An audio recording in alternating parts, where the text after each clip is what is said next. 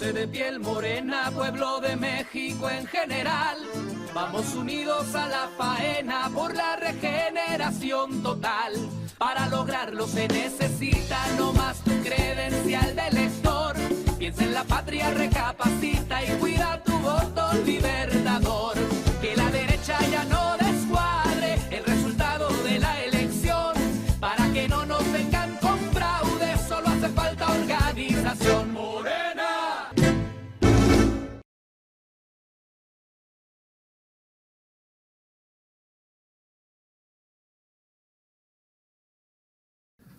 Admito la pregunta porque, por ejemplo, en Chiapas hay también una universidad indígena y de una manera extraña,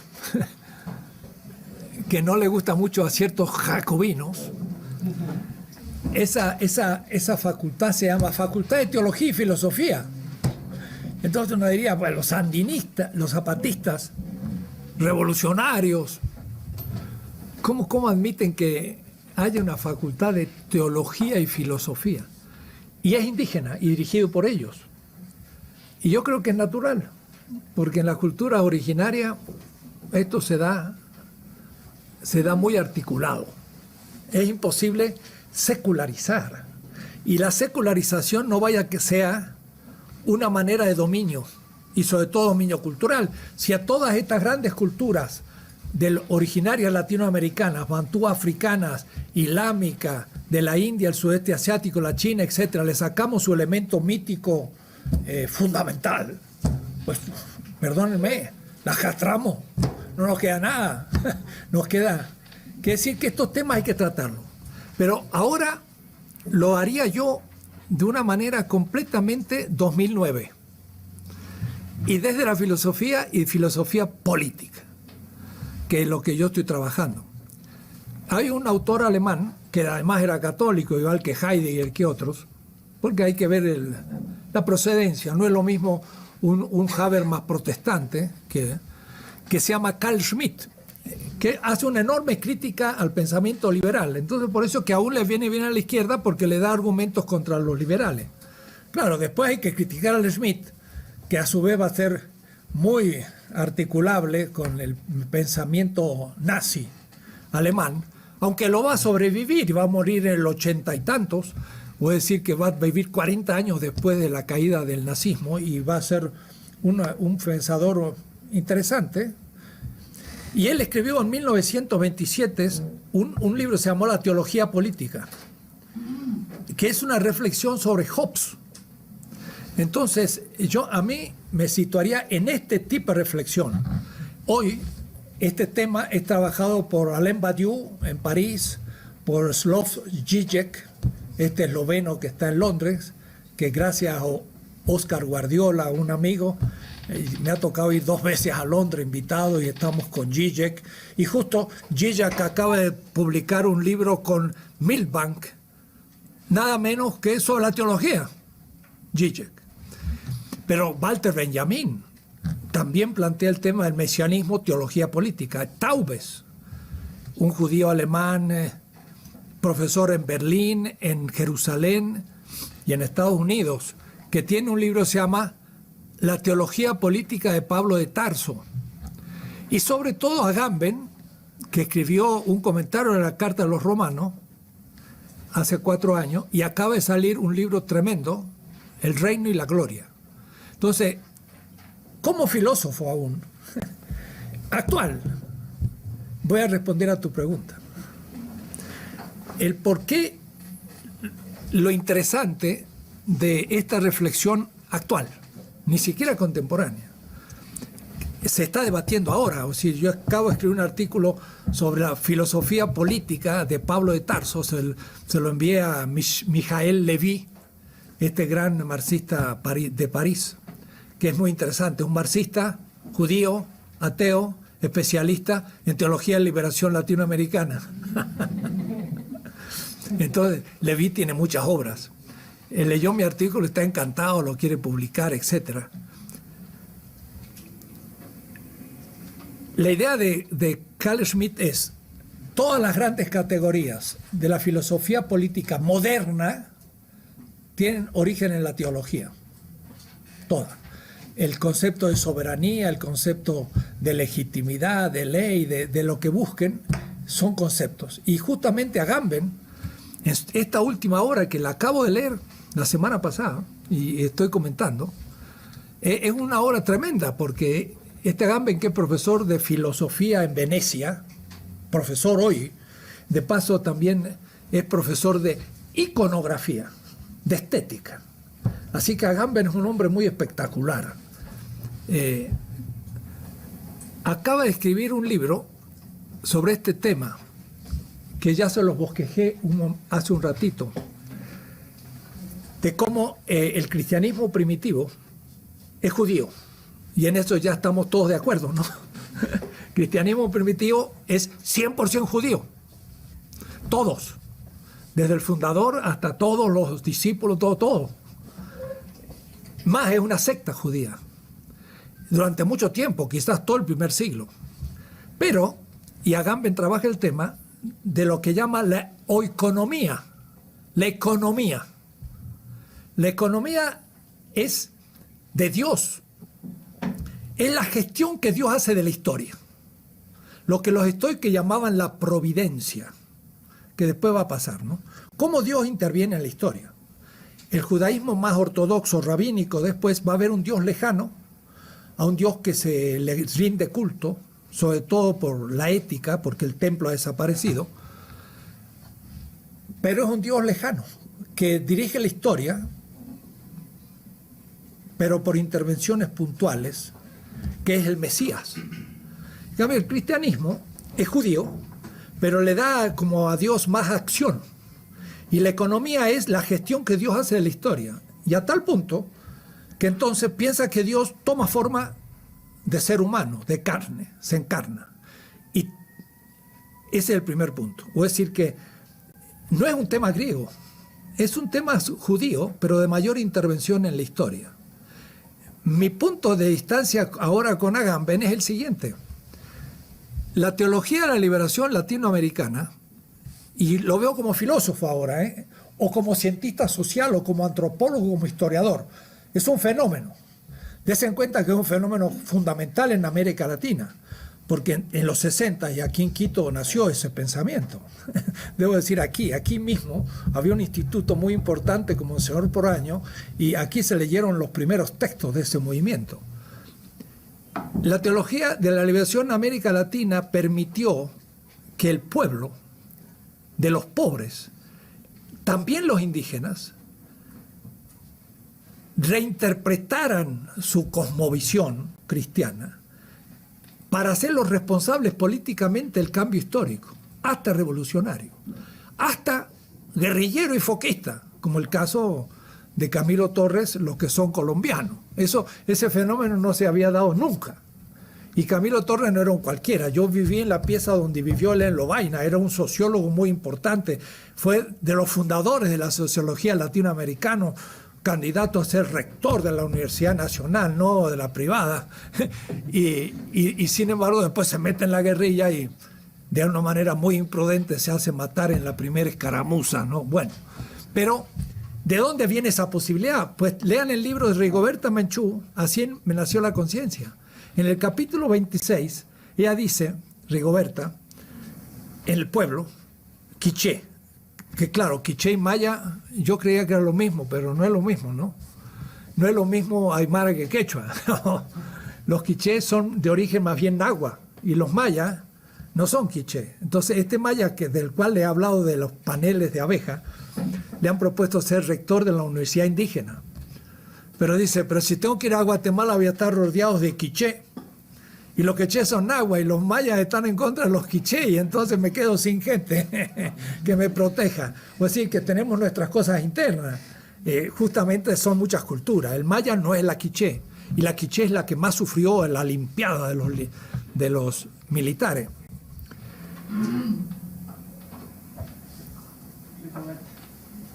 Entonces, la Rigoberta Menchú dice, en nuestro pueblo venían los militares, hacían redadas, nos sacaban a los jóvenes, mataban gente, pero un día empezamos a leer nuestros libros, que luego de la imposición española, la llamada Biblia pasó a ser un texto religioso de los mayas también. Es decir, son 500 años de dominación, pero que incorpora muchas cosas.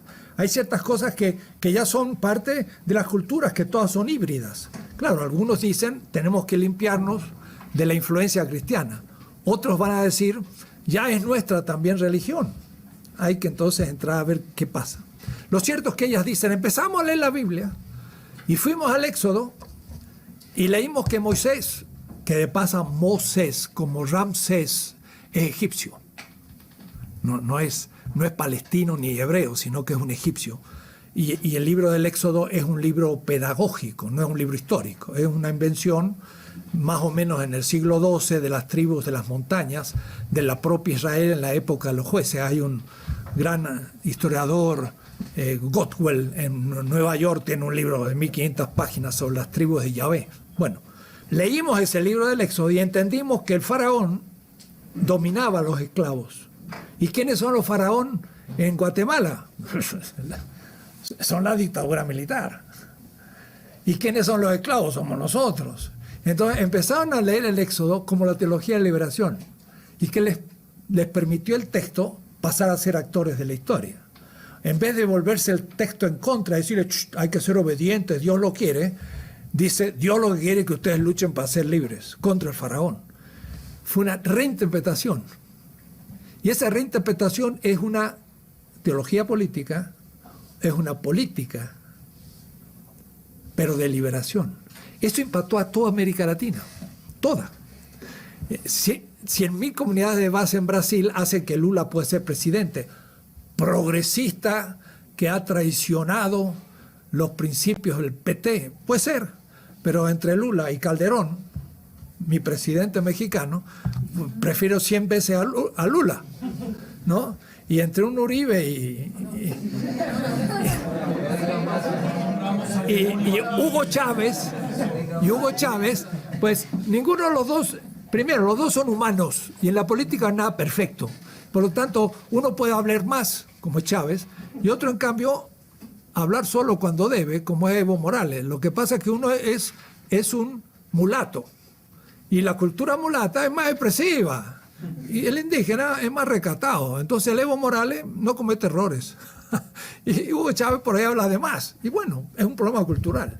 Pero prefiero a Hugo Chávez que no a Uribe, como dije. Es decir, esos presidentes que ya Cibechi en Uruguay dicen, bueno, son progresistas, y empieza la ola conservadora. Y el golpe de Honduras es el comienzo para algunos de la ola conservadora. Yo no creo, yo creo que la cosa va a ser claroscuro ahora. En fin, ya llegaremos al contemporáneo. Pero todo eso no es posible sin aquella teología de liberación. Lula no es posible sin las 100.000 comunidades de base. Pero tampoco es posible ni Hugo Chávez, que por ahí saque, ustedes habrán visto, él jura por la Constitución y también por Cristo, pero dice el Cristo de la liberación. O es decir, se hace una distinción. Yo creo que la teología de liberación, vista como un fenómeno cultural,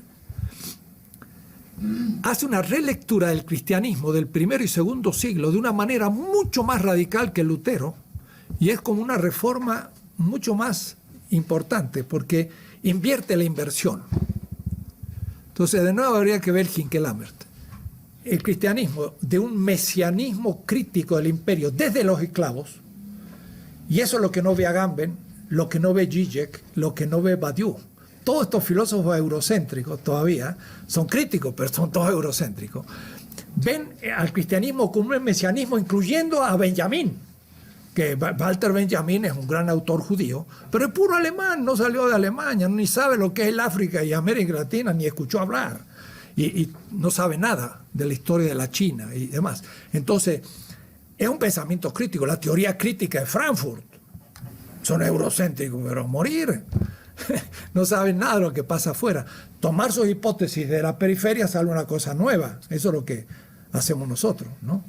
Continuamos ese proceso. Entonces, ellos no han visto que esta gestión de Dios de la historia no se hace por una intervención directa de Dios, sino que se hace desde los esclavos. Entonces, el texto Filipenses 2:28 que fue objeto de un diálogo pero fuerte en Bogotá con Bátimo. 2 días nos enfrentamos con Bátimo fuerte, y está escrito. Ya iba a venir Bátimo aquí, así que mañana lo voy a reemplazar a Bátimo. Voy a hablar de esa discusión. Él dijo, siendo naturaleza divina, se alienó a sí mismo, tomó la forma de esclavo. Y él dice, se debilitó. La debolezza, ¿no? La razón débole. Se debilitó. Digo, nada de debilitarse. Se alienó, dice el texto de Kenosen. Ahí sale la palabra alienación en Hegel, y de ahí la toma Marx, y de ahí tomamos nosotros la palabra alienación. Siendo naturaleza divina, tomó la forma de esclavo, y desde la muerte de cruz es que empieza a refuncionalizar la cosa. Y eso es Pablo de Tarso. En la interpretación actual de Pablo de Tarso, que no es más que teología de liberación, pero los europeos están desayunando con gran novedad. Pablo de Tarso escribe una carta a Roma, a los romanos, que era una pequeña comunidad subversiva, y le dice, el criterio de la justicia no es la ley. ¡Ja! Decir eso en Roma es meterle una bomba abajo el imperio. Si la ley romana era lo máximo, también era la Torá en el judaísmo rabínico. La ley no es el fundamento, sino, y ahí viene el problema, en hebreo la emuná, en griego la pistis, y en castellano la fe. ¿Pero qué significa la fe? Entonces dice Fidel Castro, cuando el pueblo crea en el pueblo. Eso es la fe. Cuando el pueblo tome conciencia que puede ser actor de la historia. Eso es la fe. Y ese es el criterio de nueva legitimidad y nueva ley. He escrito eso en un artículo, ¿no? Bien a fondo y con textos hebreos, griegos, académicos y todo, pero para decir una cosa fuerte, ¿no? Voy a decir que Pablo rompe toda la filosofía helénica, que nunca tuvo el sentido de la ruptura revolucionaria. Porque al decir la ley no es el fundamento, tampoco es el Estado, y el grupo de los pobres oprimidos y esclavos, ahora en su autorreferencia a sí mismo, son el principio de legitimidad. Lo voy a explicar eso en la política. Fantástico, eso es una novedad en la historia mundial.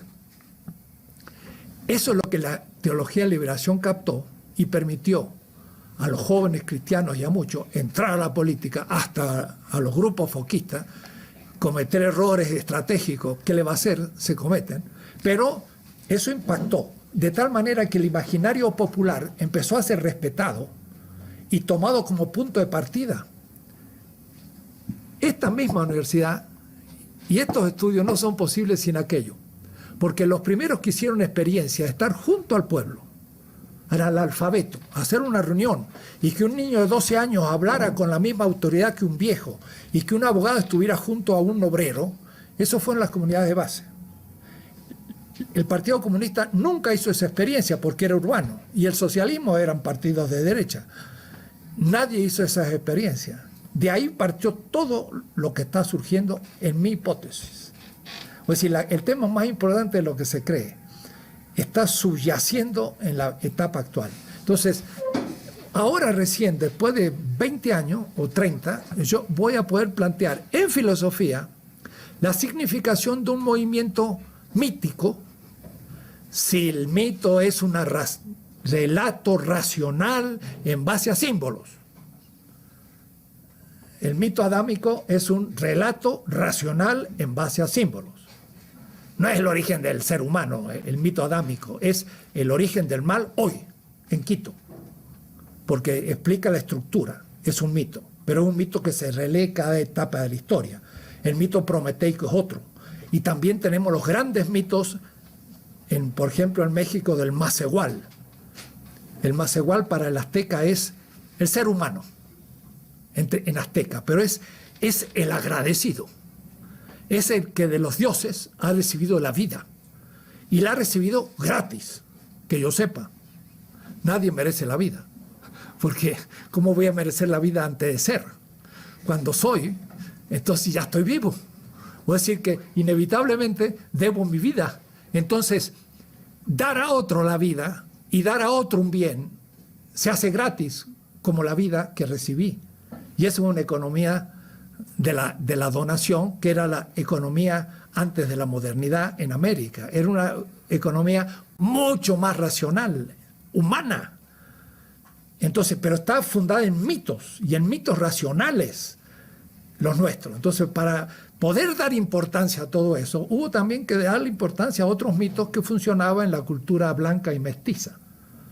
Entonces, yo le vengo tomando la temperatura a la historia latinoamericana mes por mes, desde el 67 hasta ahora, y moviéndome en toda América Latina. Entonces, conozco mucho cómo se fueron originando las discusiones. Y me doy cuenta cuando un texto no entiende lo que pasó porque ignora muchas cosas. Estas son de las cosas ignoradas en esta historia.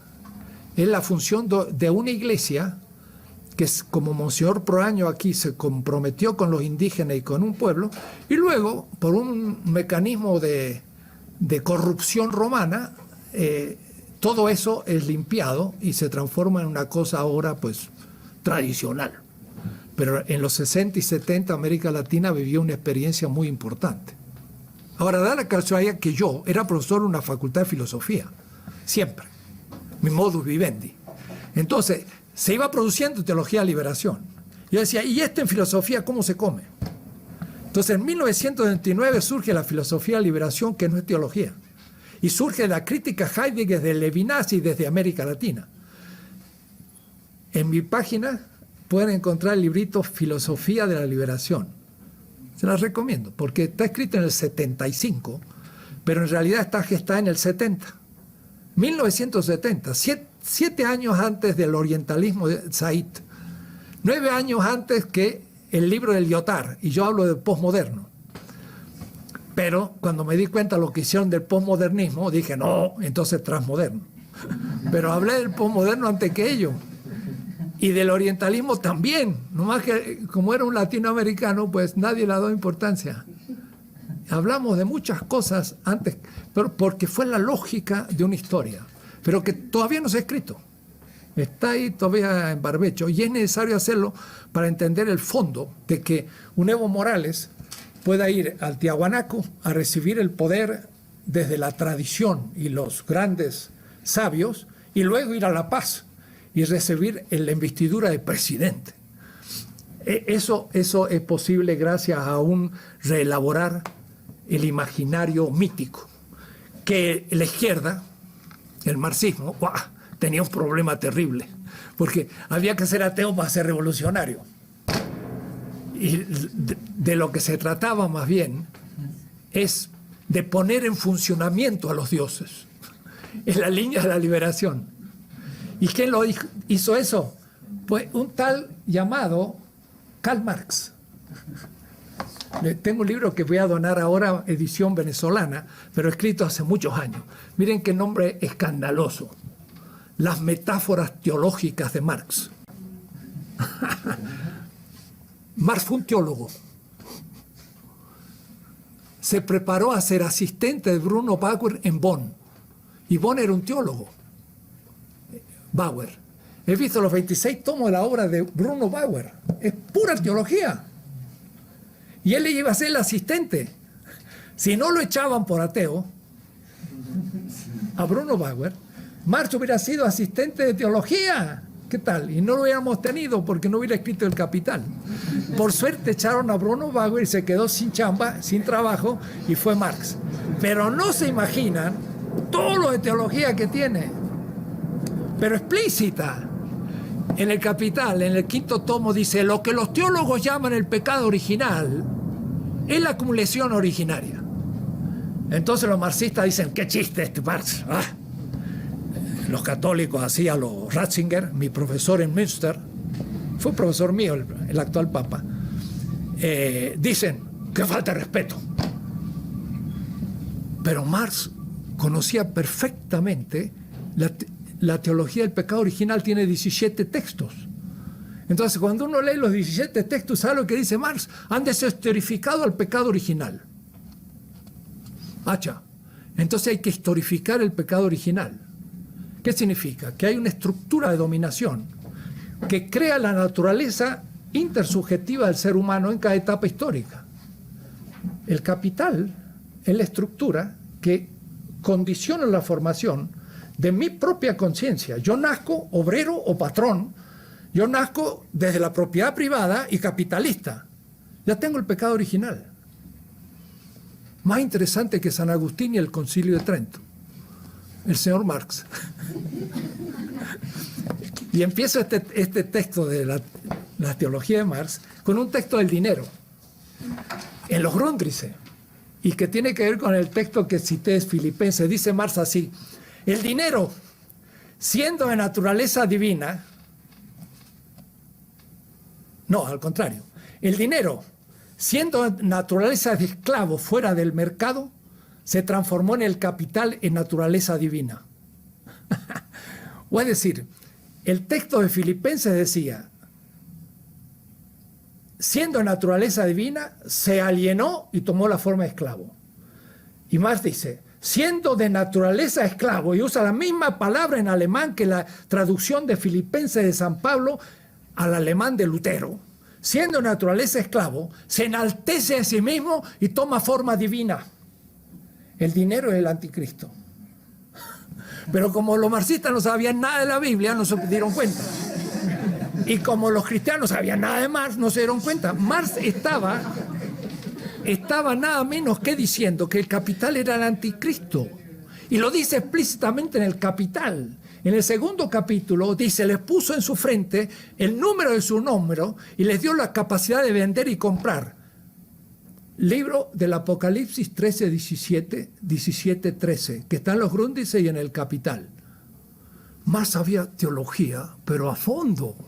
Entonces yo tomo miles de textos y muestro que si uno todas las metáforas, me sale una teología. ¿Sabe cuál? Teología de la liberación. La teología de la liberación fue la primera que usó Marx. ¡Qué escándalo! Y yo, en este momento yo diría más que eso. Benjamin dice, se trata de un mesianismo materialista histórico. ¿Cómo puede ser? Un mesianismo materialista. Justo. Era un mesianismo de la gestión de Dios en la historia, pero que había que hacerlo desde los esclavos. Eso es el materialismo histórico.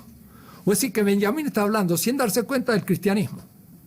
O es decir, una tradición mesiánica más Marx. O es decir, Marx en el siglo XXI le va a pasar como a los cristianos del primer siglo. Platón era demoníaco. Era la eternidad de la materia. Ellos, los primeros padres de la iglesia, consideraban a Platón algo terrible. Y luego montaron sobre Platón 8, 10 siglos de teología. Fue todo platónico, desde el siglo III hasta Aristóteles. Fue Platón. Eso va a pasar en el siglo XXI con Marx. Marx va a ser el componente necesario del cristianismo crítico. Sin él, el cristianismo se hace una gestión ideológica y dominadora de la historia.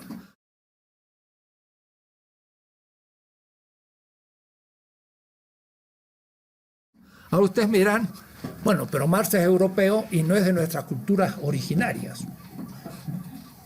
Todo crítico de toda cultura le sirve a las demás culturas. Por eso que yo también creo que el diálogo transmoderno no es entre los que conocen cada cultura, los sabios de cada cultura, sino entre los críticos de cada cultura. Y de los que desde los recursos críticos de su propia cultura están elaborando un desarrollo crítico de su cultura. Esos son los que hay que reunir para el diálogo intercultural. Si no, se transforma en un budista que se reúne con un aymara y con los otros y hacen la gloria de mi cultura. ¿Y para qué sirve? Pues, para apoyar la dominación. No, hay que llamar a un indígena crítico, que también hay criticidad, porque Guamán Poma, bien que se critica a los incas, claro que como era una familia noble, pero que los incas habían dominado, entonces Guamán Poma se lanza contra los incas, y también contra los que se pasan por incas, y les llama, ¿cómo le llama? Estos caciquillos, o es decir, indígenas que colaboracionistas a los españoles dominan a los indios, y él los critica. O es decir, Guamán Poma ya es un crítico también de la complicidad de los indígenas con el régimen español. Ese es el tipo de persona que yo necesito que discuta con un crítico del pensamiento bantú, que también tomó el pensamiento bantú para dominar a los bantúes, y con un chino que era confuciano y que criticaba a Confucio. Entonces, el diálogo debe ser entre los críticos de cada cultura, desde los recursos críticos de cada cultura. Y no hay que pedir a los europeos, como piensa Habermas, que me den los recursos críticos, porque cada cultura tiene recursos críticos. Y si no los tuviera, puede dialogar con la modernidad o con otras culturas para ver cómo elaboraron desde sus recursos propios los principios críticos. Y se pueden descubrir. Es una cosa a segundo nivel, ya mucho más complicado. Esto lo digo aquí en este trabajito que se llama La transmodernidad y la interculturalidad. Al final, porque son 5 momentos, hablo de justamente diálogo intercultural entre los críticos de su propia cultura. Entonces, a mí no me interesa un musulmán que diga los musulmanes somos los mejores, sino un musulmán que diga, mire, yo desde el propio Corán puedo fundamentar la liberación de la mujer. Ah, ¿cómo? Y ya hay. Y se tienen que oponer a sus ulemas y a su gente, y mala suerte. En el propio Corán hay principios antimachistas, pero no se lo vaya a imponer yo del feminismo norteamericano que no sabe nada de la cultura islámica. Y así cada cultura tiene en sus propias culturas recursos. Y si no los tuviera, vuelvo a repetir, hay que inventarlo. Y se pueden inventar los principios críticos que habían pasado desapercibidos. Interculturalidad solo está hablando del diálogo. Y también es muy peligrosa. Porque pareciera que el diálogo ya lo podemos establecer, pero es asimétrico. En la cultura aymara con la cultura norteamericana de la Coca-Cola tiene una asimetría feroz. Porque todos están viendo en la televisión la Coca-Cola como algo a imitar, y si sale algo aymara es algo folclórico que bueno, ya va a desaparecer. Entonces, no hay interculturalidad, porque en realidad lo que hay de hecho es la destrucción de las culturas desde la cultura moderna que se impone por el mercado. Y la Coca-Cola no es un producto. Y yo mismo a veces pido una Coca-Cola y digo traicionero, pero la pido. Me anima, ¿ves? En vez de la coquita. Pero uno sabe que él va a hacer. Hay tantas cosas que traicionamos. Es como Bartolomé Las Casas, que decía, quería liberar al indio. Y decía que a mí no me paguen con indios la encomienda, sino que me paguen en dinero. Mi tarea, ¿no? Pero ese dinero también salía de las minas, así que también salía del indio. No había cómo vivir sino a costilla del indio, ¿no? Lo mismo ahora.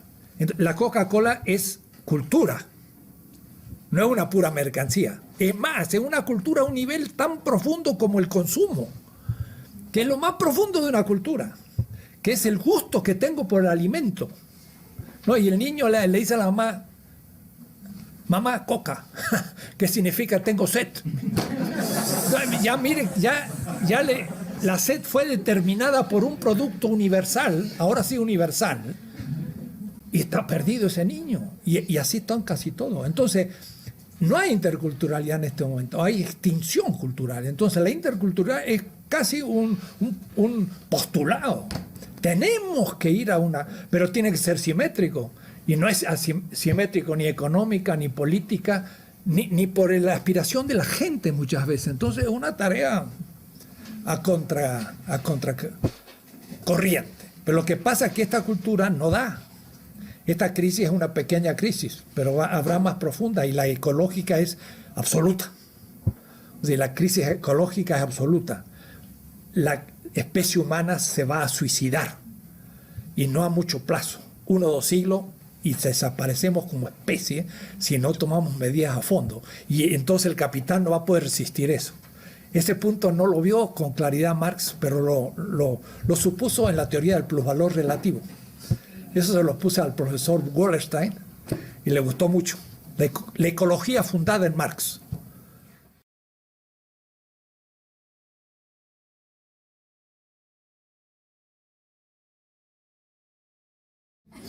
Las palabras se pueden cambiar.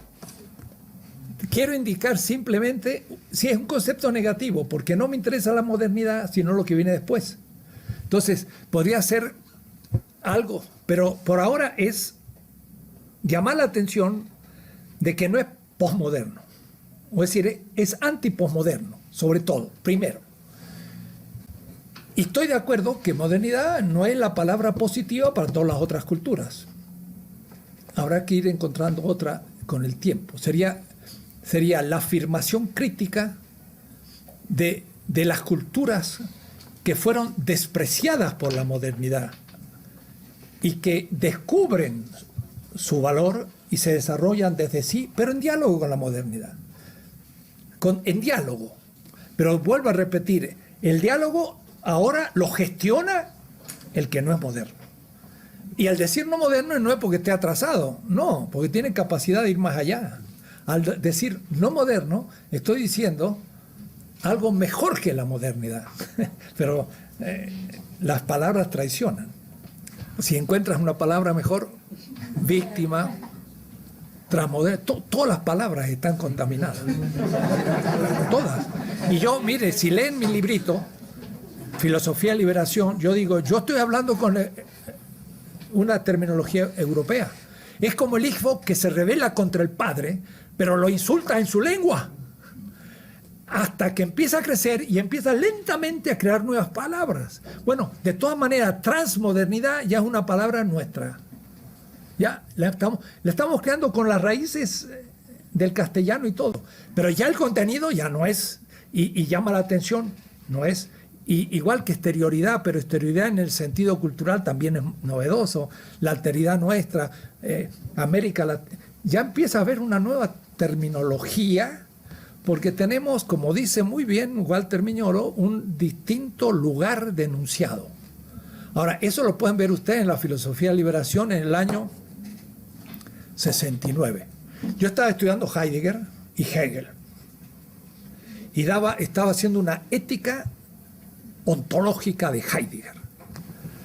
Y en el segundo capítulo me pasaron Levinas, Escanone. Dijo, lee este hombre. Yo estaba en París 4 años y no lo conocía, era un profesor de París. Leí aquello en una semana y ¡pah! Descubrí. El tercer tomo de mi ética es el tema de la alteridad, el otro, América Latina, y ya empezó todo. Todo lo que nos está pasando, el árabe lo puede pensar porque tiene una lengua ya muy construida a nivel, ¿no? Los chinos igual, los hindúes igual. No todas las culturas lo han hecho de esa manera, pero, en fin, distintas etapas. Pero estoy de acuerdo. Y estoy de acuerdo con la objeción que podría venir después. Y usted, profesor, está hablando con demasiados autores europeos. ¿Y dónde están los nuestros? Y bueno, los nuestros están ahora recién hablando. Pues si yo digo, yo soy la última generación eurocéntrica. Y no puedo ya nacer no eurocéntrico. Ya mis alumnos podrían nacer no eurocéntricos. Y si son mayas o náhuatl o quechuas y aymaras y hablen su lengua y escuchan lo que yo digo, ellos sí van a poder partir de sus propias tradiciones. Yo ya, si tuviera 23 años, primero estudié el mandarín y después o el náhuatl o alguna gran lengua nuestra, pero primero el mandarín, porque es una lengua muy importante para la historia mundial.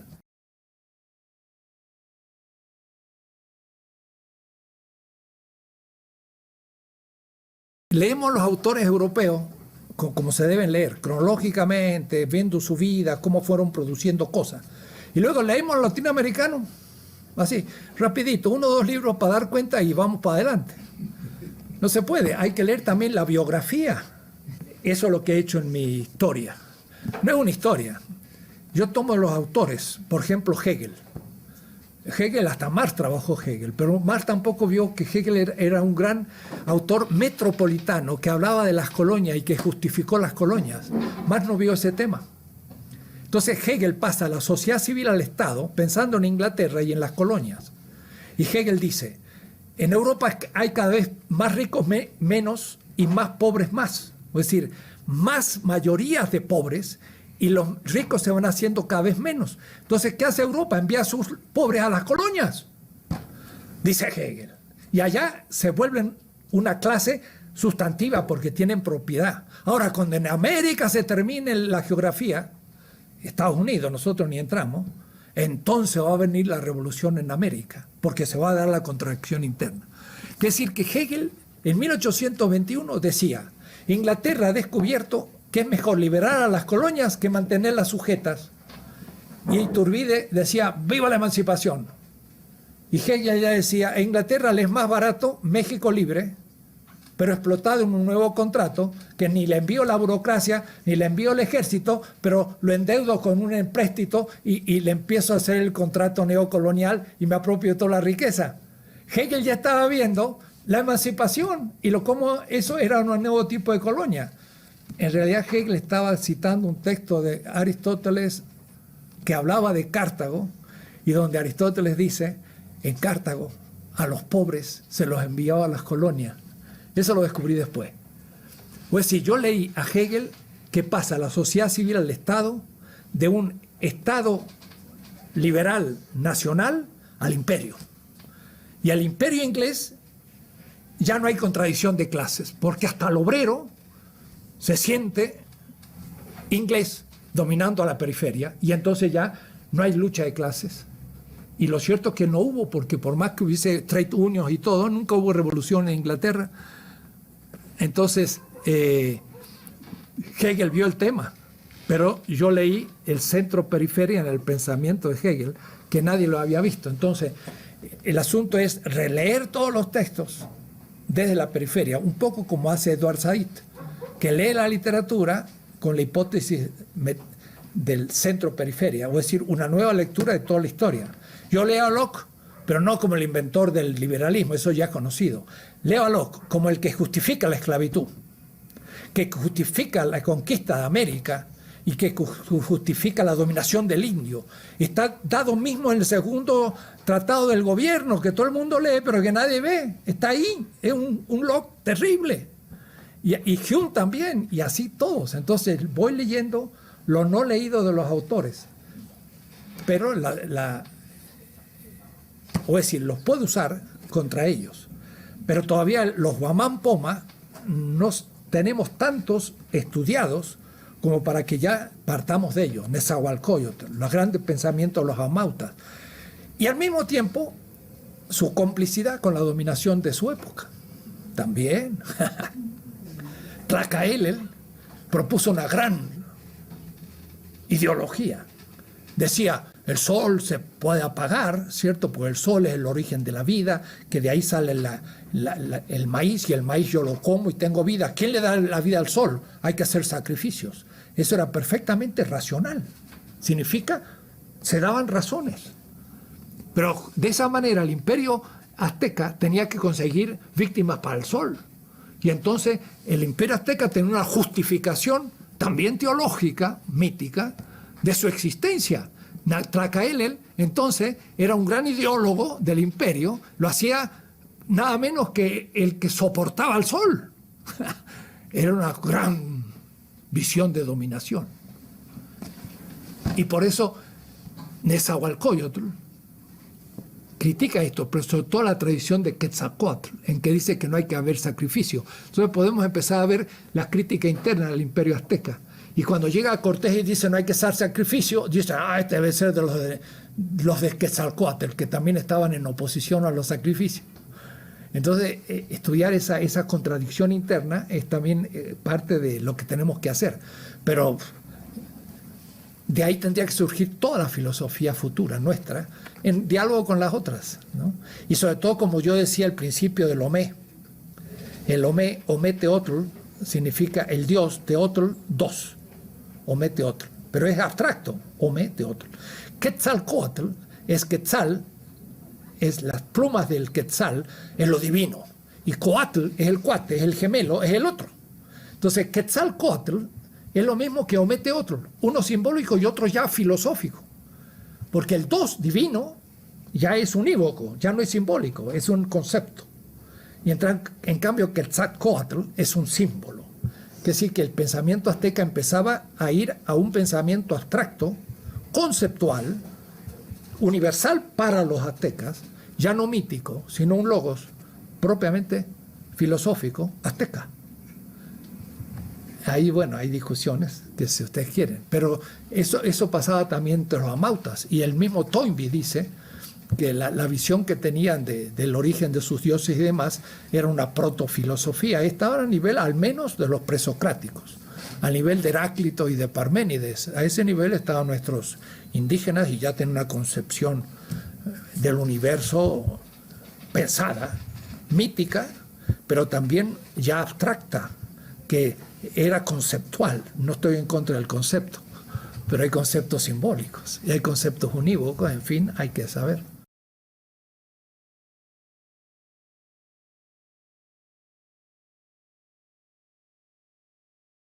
Podría aquí meter en la semejanza, o es decir, uno de los grupos podría imponer su visión, A, imponérselo a B y a C, y hacer de su visión, pero eso sería la identidad que domina la diferencia.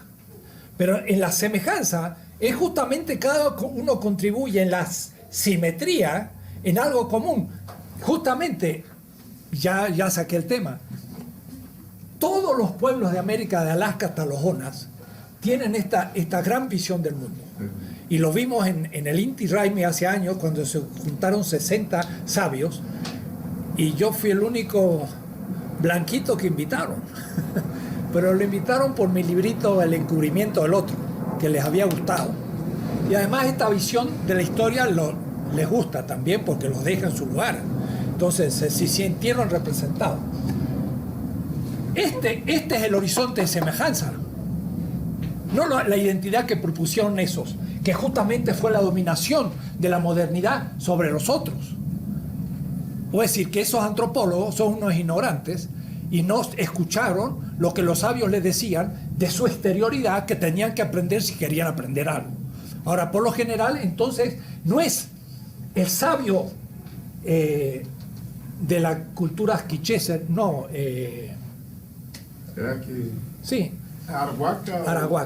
No eran de estas culturas originarias las que tomaban de la modernidad lo que a ellos les interesaba, sino al contrario, era la ciencia moderna que se imponía a ellos y le decía, no, esta cruz ya es influencia cristiana. Y es una barbaridad que no tiene nada que ver con el tema. Además ni saben el significado posiblemente ni de la cruz cristiana, porque la cruz cristiana es una silla eléctrica. La cruz cristiana es cómo se mataban a los subversivos del imperio. Por lo tanto, no es un signo religioso, sino es el signo de una silla eléctrica, que era política y además de condena. Entonces, sí, ¿cómo va a ser eso un hecho religioso para otra cultura? Es imposible. es un absurdo. Además, es un absurdo para casi todas las otras religiones.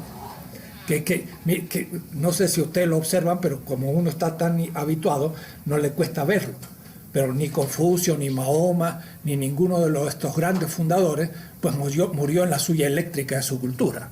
Entonces es un escándalo realmente, una cosa muy tremenda lo que le pasó al fundador del cristianismo. Pero ya la hemos de tal manera mistificado, no mitificado, que ya ni entendemos lo que fue.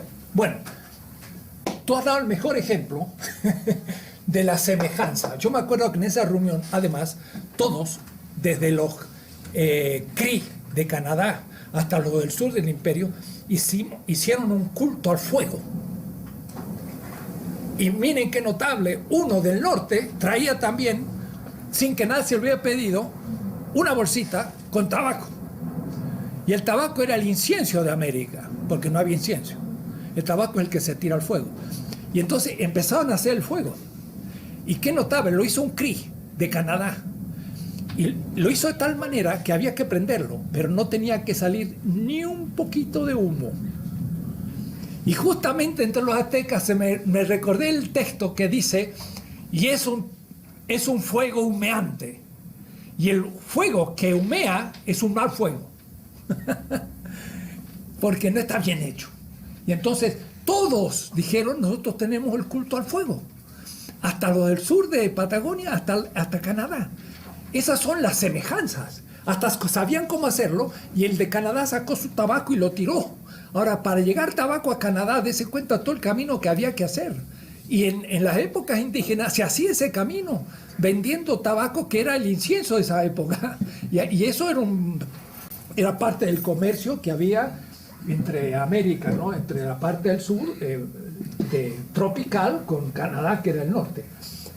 Eso es justo lo que permite la analogía. Voy a mostrar otros ejemplos en la política de la analogía, porque si pensamos en Hegel, universal, abstracto y concreto, no salimos de la universalidad unívoca. Para decirlo rápido, hay tres, muy conocido esto. Lo unívoco es, algo es lo que es y no es otra cosa. Y la identidad y la diferencia es lo mismo. Si yo digo la mesa y la silla, claro, la mesa no es la silla, pero en la totalidad del aula, la diferencia es interna en la totalidad, que es el acto pedagógico. Porque la mesa no es mesa ni de carpintero, ni es la mesa del juez. Hay muchas mesas, pero esta mesa de esta forma está determinada por el acto pedagógico. Quiere decir que hay una totalidad y la diferencia se funda en la identidad. Hay una diferencia, una silla no es una mesa, pero la identidad es el acto pedagógico. Y el acto pedagógico explica todo lo que hay en el aula, desde la ventana, el pizarrón, la sentada, yo aquí, todo. Eso es lo unívoco. Lo equívoco es cuando algo es totalmente distinto a otra cosa. Y entonces es mi problema con Levinas, porque él dice, el otro es absolutamente otro. Y entonces, claro, si es absolutamente otro, ¿qué entiendo de él? ¿Qué puedo tener de él si es absolutamente otro? Es el judío que piensa la trascendencia como absoluta. Pero entonces, esa trascendencia, ¿cómo interviene en la historia? ¿Y cómo se expresa? Entonces es lo equívoco. Mientras que lo análogo, como es representado, es aquello que puede tener un ámbito en donde hay semejanza, no identidad, y distinción analógica, no diferencia. Claro, eso armó un lío, porque yo dije, no la diferencia de Derrida, 1971. En mi primer tomo de la ética yo critiqué a Derrida en Le Voix et le Phénomène, la voz y el fenómeno. Miren, ¿en qué época? Cuando Derrida en América Latina nadie lo conocía, pero yo lo había conocido en París. Y en él habla de la diferencia. Pero yo digo, no, yo voy a hablar de la distinción y la semejanza. Y entonces mi amiga en Estados Unidos, una amiga dice, Enrique, está contra la diferencia. Claro, mi diferencia era más diferente que la diferencia.